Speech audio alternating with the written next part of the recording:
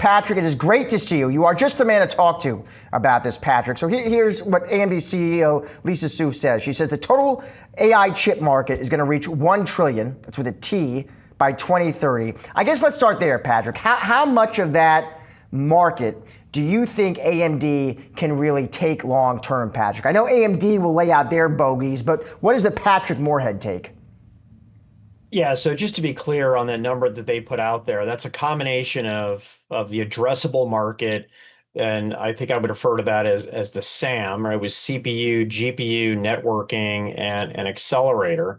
And I don't see any reason why AMD can't get to double-digit market share there. The big question is what percentage, and it's going to be a combination of CPU, where the company said, basically came out and said, hey, we're going to get over 50% in server alone, and that includes ARM-based variants as well that are growing. But I think even more important, a 60% CAGR on data center revenue, and then an 80% CAGR on data center AI. I think, given Lisa Su and her conservativeness, I think they've gone one stop short of giving, well, what percentage of double digit? Is that 20%? Is that 30%? And in reality, we don't know, and AMD doesn't know, because we're talking about products that are coming out, the more competitive products versus Nvidia in the third quarter of 2026. And these numbers, this read was also a very conservative over the next 3 to 5 years. And that's a lot of time in AI time. AMD's CEO, Lisa Su, just made a massive claim, saying the total AI chip market will reach $1 trillion by 2030. That's trillion, with a T. But the real question is, can AMD truly challenge Nvidia's dominance in AI? This isn't just a chip war. It's a fight for control of the future of intelligence itself. Do we, when we're talking about those AMD sort of next-gen AI chips, Patrick, do we have line of sight there? I mean, can we try and compare and contrast those AI chips with what Nvidia is offering? Yeah, so there are some architectural comparisons, and I'll try not to get too nerdy here on the show. But there's an architecture called scale up, and scale up means you can address a lot more GPUs. AMD is at 8 right now, and it's looking at scaling at 72 to 144, very similar to where NVIDIA's Blackwell is today. And that matters because it adds performance and capabilities not only on the training side, but also on the inference side, to have much lower cost per token.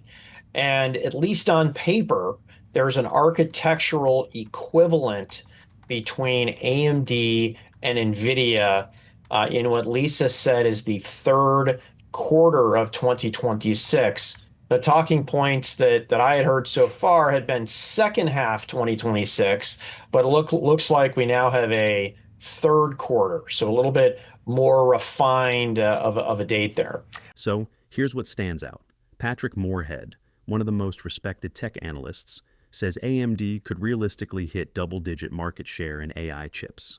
That's huge. But remember, AMD's biggest challenge isn't technology anymore. It's execution and ecosystem.